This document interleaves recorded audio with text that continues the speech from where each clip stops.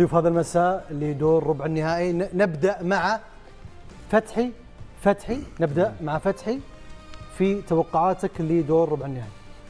والله التوقعات معناها ما نجموش نقراو مقابلات الحقيقة قراب ياسر لبعضها، ولكن توقعات وفي نفس الوقت الحقيقة التمنيات، وهي أنه 3 منتخبات العربية تمر ولها الإمكانيات تمر بعاطفة أم بواقع؟ لا منطق، بالواقع بالمنطق وشوية عاطفة باش نزيد ربما في النسبة، لكن ال3 منتخبات العربية مصر المغرب والجزائر عندما تمر إلى دور النصف النهائي إلى المربع الذهبي لن تكون هناك مفاجأة، فمن حقها ومن إمكانياتها مع هذه الفرق بطبيعة الحال السنغال. جميل. إلى صابر وتوقعات صابر. شوف انا مش هختلف مع فتحي لاول مره، مش هختلف معاه خالص في كل حاجه، حتى في جزئيه العاطفه وجزئيه التوقعات، بس انا هتكلم في جزئيه ثانيه صغيره لو سمحت لي.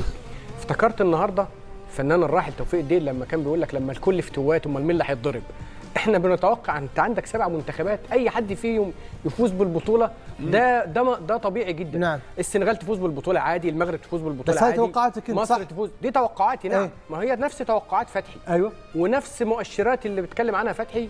فانا بقول لك لما الكل فتوات امال مين اللي هيتضرب؟ احنا تقريبا ما فيش غير مالي دي. بس لا بس أصعب فتحي قال في شويه عاطفه، انت شويه عاطفه ولا لا؟ شويه عاطفه كمان بعد شويه عاطفه. شويه عاطفه. طيب وانتم صحفيين وخبره وشويه عاطفه. شوف يا هو اكثر مني في العاطفه. شوف يا مشاري، يعني انا لأنه مثلا هو بطبيعه الحال متحمس فريق المصري، ولكن انا العاطفه بنسبه صغيره. بس ليش انت حكمت انه هو اكثر بالعاطفه؟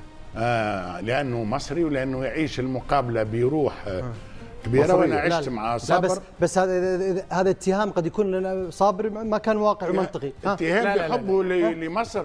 لا محلاها التهمه. لا بالعكس اجمل اتهام، لكن لا هل المنطق نفسه هو انعكاس للعاطفه ولا لا؟ لا ربما انا النسب لانه عندي ثقه في ال3 منتخبات العربيه. النسب ربما 60% بالمنطق، 30% بالامكانيات، و10% عاطفه. يعني انا ممكن اقول لك بالارقام. العاطفه بتخلي 60% مصر، 40% الكوت ديفوار، انما لو هتكلم في منطق 50-50. بدر الدين توقعاتك لربع النهائي؟ اكاد لا اخرج عما ذهب اليه فتحي وصابر لغايه الاسف. هذه المره يا مشاري ما اختلفنا. اتفاق اجباري. ما اختلفنا لانه مباراه المغرب الكاميرون ارشح المغرب، الجزائر نيجيريا ارشح الجزائر، ايضا السنغال مالي نفس التوقع. زين في عاطفه؟ نفس توقعات. في عاطفه؟ يعني نسبه قليله جدا، لانه احنا قلنا من البدايه ان هذا ربع نهائي متكافئ.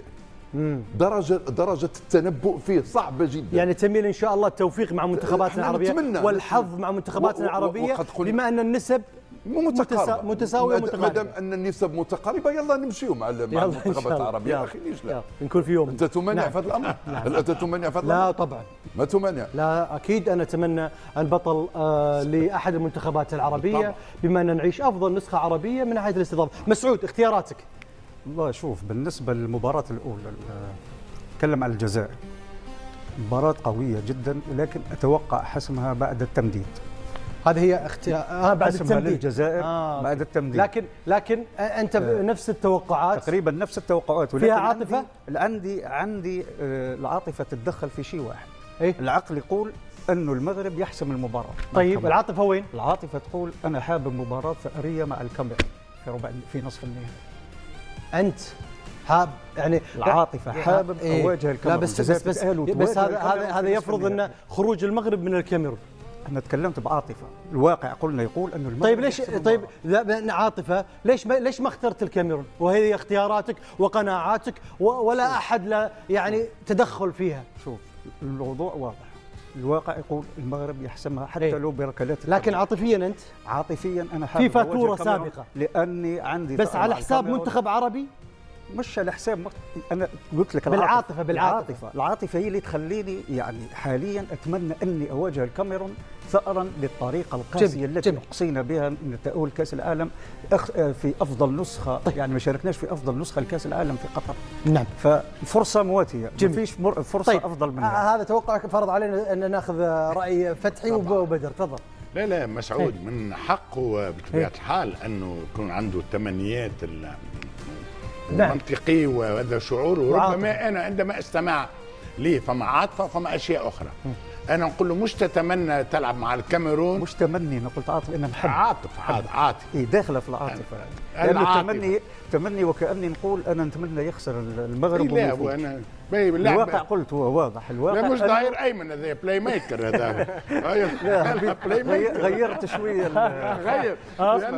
لانه خرجتك وجه لوجه معناها مثل بيتكوفيتش بيغير لك يلعب لك ربما انا شخصيا حلمي وانه ما لم يحدث في الكأس العربية نصف نهائي الجزائر المغرب، حلمي أن يكون نصف نهائي في الكان جزائر مغرب. يعني أنا متأكد أن نكون من كونه فما فريق عربي في الدور النهائي. إذا نجم نقول أنت ماذا بيا الكاميرون، ولكن في نفس الوقت في قراءتي ماذا بيا نتحاشى المغرب لأن الفريق. طيب هو رأي بدر؟ والله تمنيته. لا استطيع ان اصادر تمنيته. هو يتمنى. طيب انا سالتك وانت يعني في وضعيه نرفزه ليش؟ لا ابدا. انت متنرفز ليش؟ انا سالتك في اخر الثواني. تفضل. قلت لك تخسر بهدف في اخر الثواني ويتبخر حلم الكاميرون وجيل كامل. طيب فصعب بس عاطفه مش في محلها بصراحه. لا هو اختيارات يا صاحبي مش في محلها. بس انا عايز اقول له على حاجه.